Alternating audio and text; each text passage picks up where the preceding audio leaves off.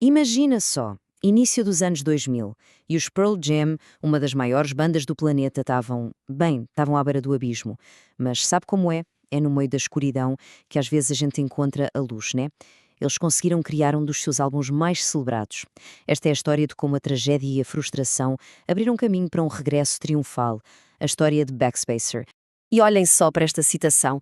Ela resume perfeitamente a razão de estarmos aqui hoje falando sobre isso. Pensem bem, como é que uma banda com 20 anos de estrada consegue lançar algo que soa tão vivo, tão completo? É isso que a gente vai desvendar agora.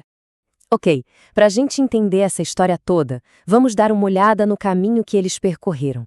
Começamos com a banda numa encruzilhada, depois mergulhamos no período da tragédia e do Riot Act, em seguida vemos o regresso ao rock, que culmina no triunfo que foi o Backspacer, e por fim, falamos sobre o legado que esse álbum deixou. Vamos nessa?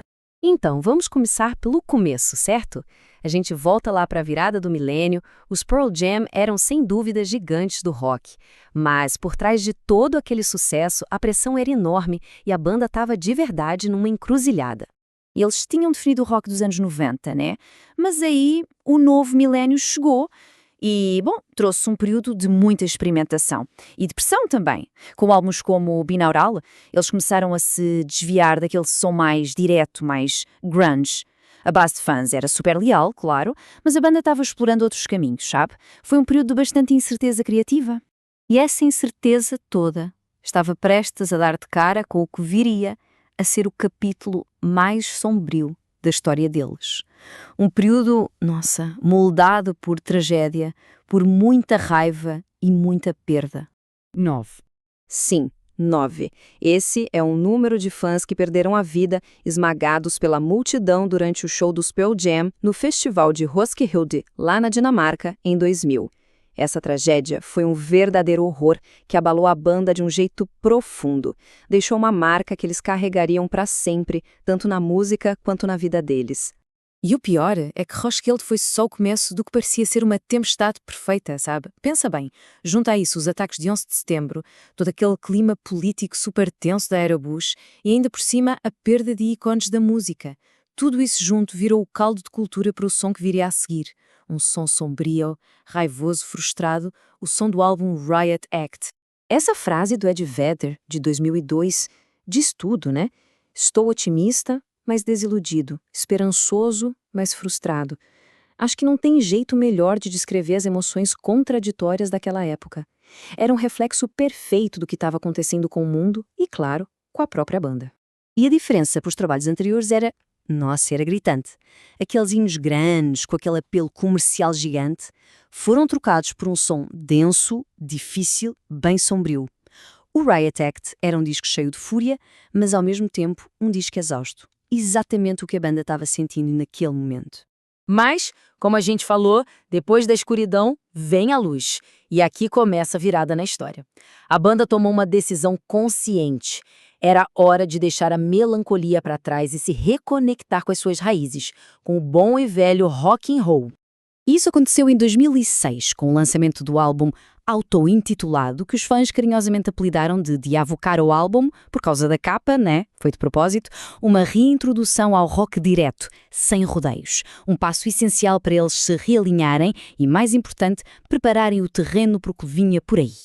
A gente consegue ver essa jornada de renovação bem claramente aqui. Em 2002, tivemos o Riot Act, aquele disco da frustração e da perda. Aí, em 2006, o álbum auto-intitulado marca o regresso ao rock mais energético. Em 2008, eles fazem uma das melhores e mais afiadas turnês da carreira. E, finalmente, em 2009, a banda estava com a energia renovada, pronta para entrar no estúdio. E é aqui que a gente chega no clímax da nossa história, a criação do Backspacer. Um álbum que é basicamente a captura em áudio do regresso triunfante da banda à sua melhor forma. E o processo de criação desse álbum foi uma verdadeira explosão de energia. Eles se juntaram de novo com o produtor Brendan O'Brien e gravaram o disco inteiro em, pasmem, 30 dias. O resultado? Um som super nítido, energético, sincero e, olha só, com letras bem mais otimistas. Eles estavam de volta e não estavam para brincadeira. E a reação do público foi imediata. O Backspacer foi direto para o número 1 da Billboard. Foi a primeira vez que isso acontecia desde 1996 com o No Code. Para ter uma ideia, o Riot Act tinha chegado no 5º lugar. Então esse retorno ao topo foi a prova definitiva de que a banda estava renovada. E a chave do sucesso do álbum foi a sua versatilidade. De um lado, você tinha The Fixer, que é uma verdadeira bola de fogo, pura guitarra, que virou hit nas rádios de rock. Do outro, a delicadeza de Just Breathe, uma balada que fez tanto sucesso que se tornou o primeiro single de platina da história dos Pearl Jam. Eles conseguiram ser os dois no mesmo disco. Então, no fim das contas, qual é o legado do Backspacer? Por que a gente ainda fala desse álbum como um marco tão importante na carreira de uma banda como o Pearl Jam? É simples. Em apenas 37 minutos, um disco super curto e direto, o Backspacer conseguiu capturar a essência do que há de melhor nos Pearl Jam, aquele rock movido a riffs, com uma energia que, nossa, é contagiante. É por isso que muita gente considera esse um dos melhores álbuns de fim de carreira de qualquer banda, ponto final. O triunfo do Backspacer, no fundo, nos revela algumas coisas. Ele mostra o poder de perseverar, mesmo depois de uma tragédia.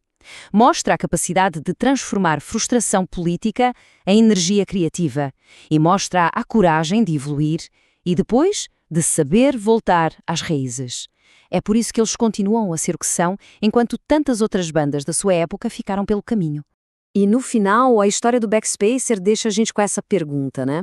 Como é que uma banda, depois de décadas de pressão, de tragédia, de evolução, consegue se reencontrar e capturar o melhor de si mesma de novo? É uma baita lição sobre resiliência, sobre longevidade e, claro, sobre o poder que o rock and roll tem. Se curtiu o vídeo, curta, compartilhe e se inscreva no canal Granja Aposentado.